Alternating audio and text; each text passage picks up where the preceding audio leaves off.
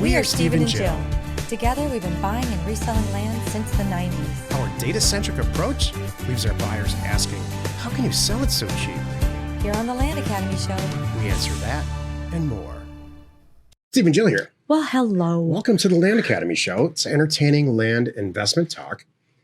I'm Steve and Jack Pizzella. And I'm Jill DeWitt, broadcasting from the Valley of the Sun.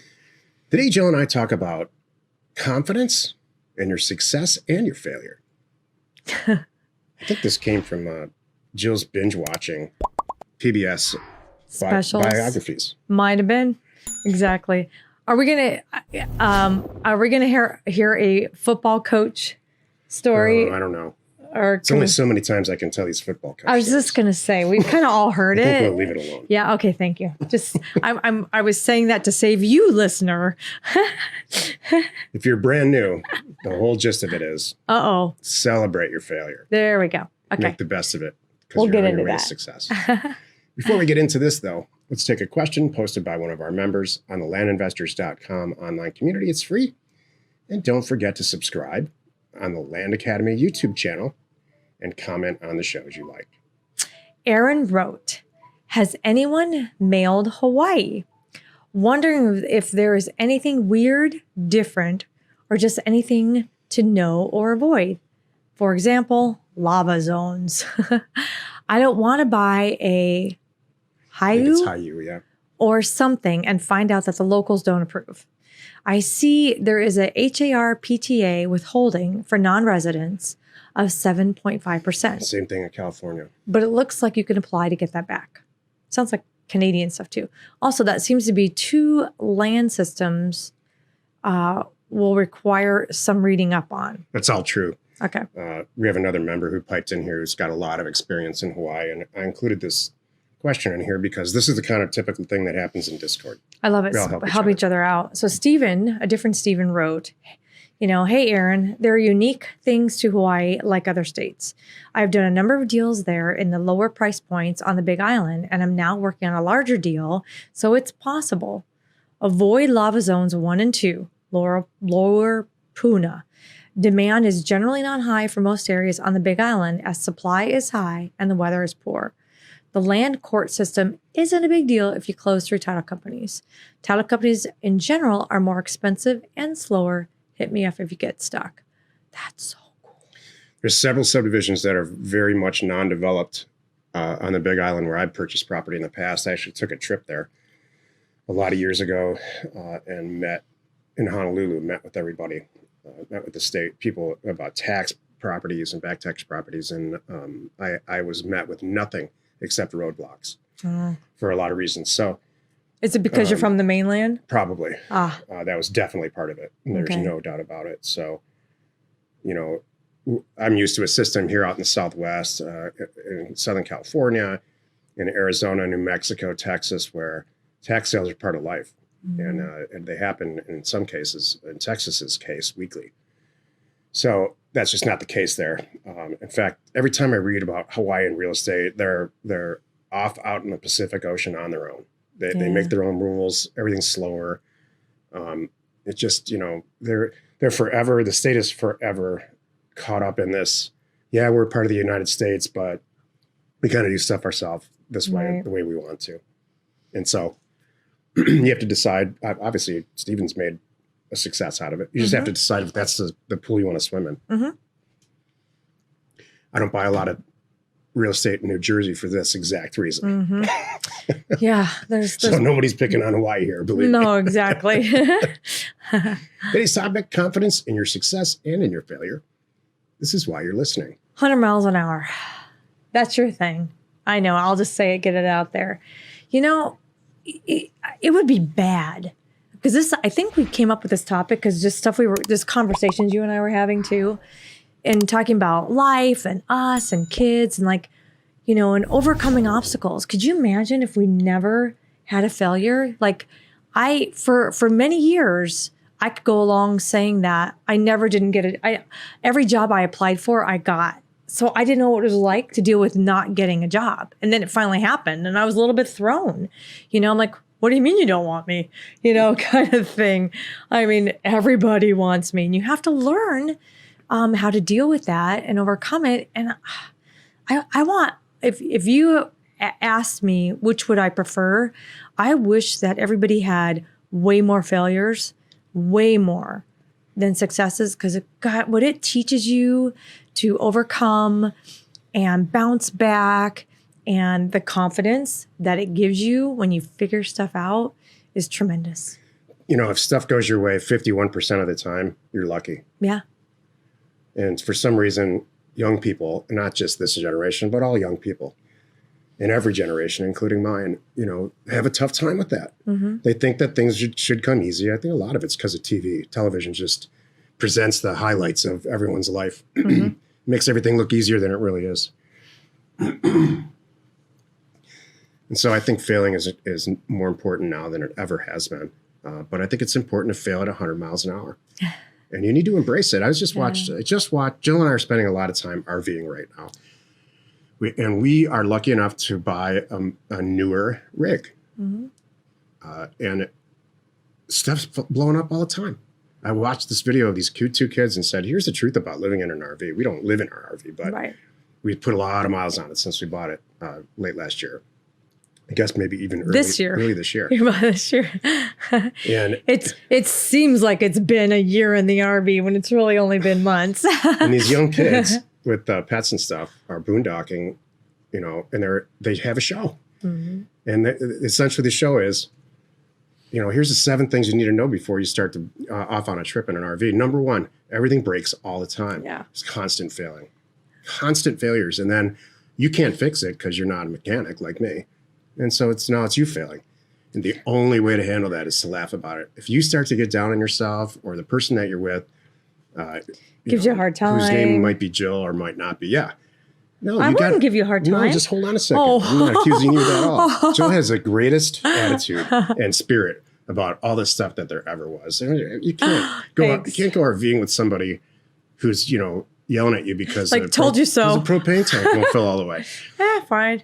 Yeah. No, that's so, you know, it's a learning process. You got to laugh about it, maybe have a glass of wine and laugh a little harder. So, you know, it's the same thing with land investing. You hopefully your mistakes don't cost a lot of money. Right. That's when it's not that funny anymore. But if it's just stuff like, I overpriced my mailer, I got a couple of deals out of it, I wholesale sold a couple of properties out of it, saved myself, but boy, I'll never do that again. Mm-hmm. You know, that is a failure. I wouldn't even call it a failure. I would call it it's a learning experience. That's what I think. Like, I've had times where, I missed that. I did not check X. And it might have been HOA. That was one of the ones. I'm like, doggone it. There was an HOA property that I bought that it was totally fine, but it was a couple $1,000s I wasn't planning on spending in transfer fees. I'm like, all right, add that to the list. I won't do that again. You know, there's all kinds of little things like that. You just like you said, you know, you learn from it. When you don't learn from it, that's when there's a problem. We have if you don't know, we have a very active presence, closed group on Discord.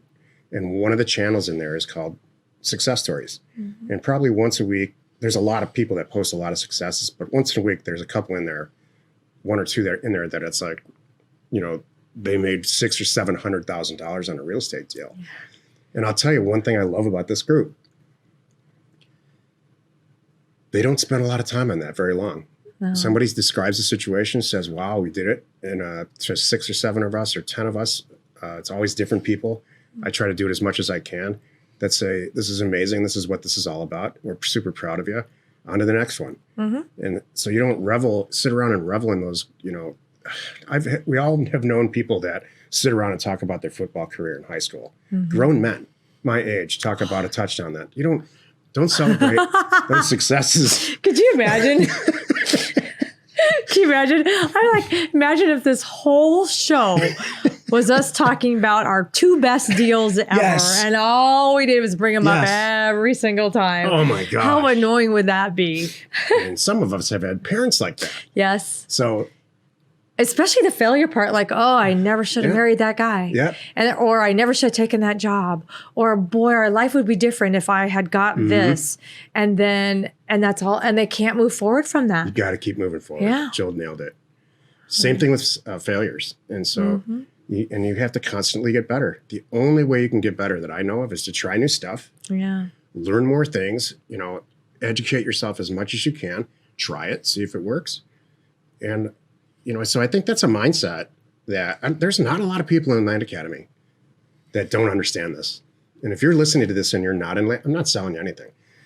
If you're listening to this and you're not in Land Academy, you would be in good company if you understand this. You want to hear some truth time? Yeah. I personally think that I have been a poor loser. Really? Yeah. I think when I was younger, I was really not good at it. And when I won, oh boy, did I gloat. Oh my gosh, Jill. Tell us this. Yeah, I know. Give me a good example. Because my brother and I are so flipping competitive. So it was really hard that I couldn't lose. And boy, did I hang things over his head when I won.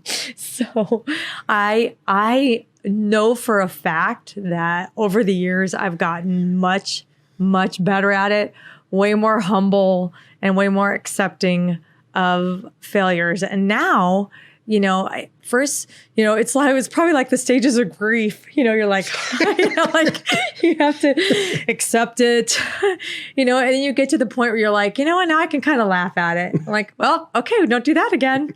And then there you are. But I do know that I was not a good, me, I'm still kind of competitive, but it's calmed. I think since you've met me, think of like my college basketball and stuff like that. I've calmed way down. Yeah, you have. Mm-hmm.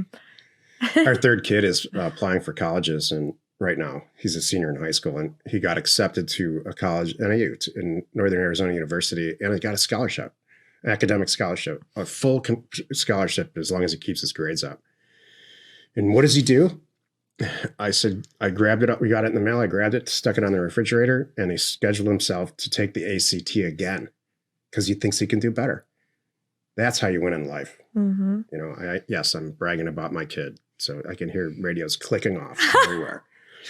Yeah. Let's talk about some failures he has. Oh, because we have those too. Don't worry. This is the one success that Jack is referring to. There's several failures. That's right. Don't worry.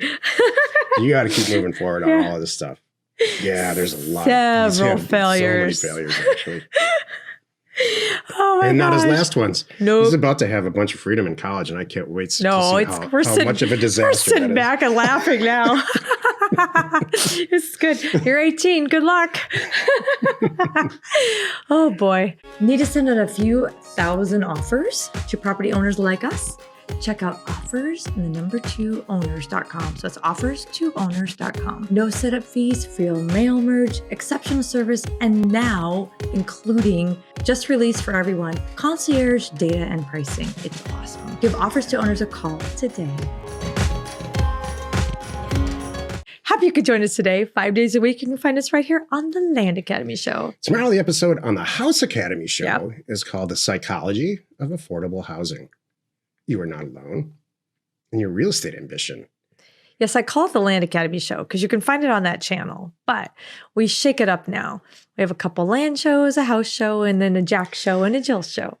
You may not know this, but Jill and I developed an entire whole program called House Academy on the heels of the success of Land Academy and the success that the members are having. And people asking. And we stopped. We kind of put it on the shelf because of COVID and everything. And the housing market's just so hot. Has been since COVID started, which is almost 2 years now. Yep. We're coming up on 2 years. Yep. So the market is showing signs of slowing down. So I believe it's time to start talking about buying and selling houses the same way we do with land. Mm-hmm. We don't renovate anything, but we'll talk about that a little bit tomorrow. But we decided to roll in a Wednesday House Academy show. Mm-hmm. Exactly. Thank you for tuning in. By the way, if you are a Land Academy member, be sure you join us on Discord. We are Steve and Jill. Information and inspiration to buy undervalued property. We hope you found our content valuable and we appreciate your support. If you have not already, please check out our channel and hit the subscribe button. And your comments and suggestions help us to create the content you're here for. Hitting the like button helps to support our channel's algorithm and gauge your interest for future shows.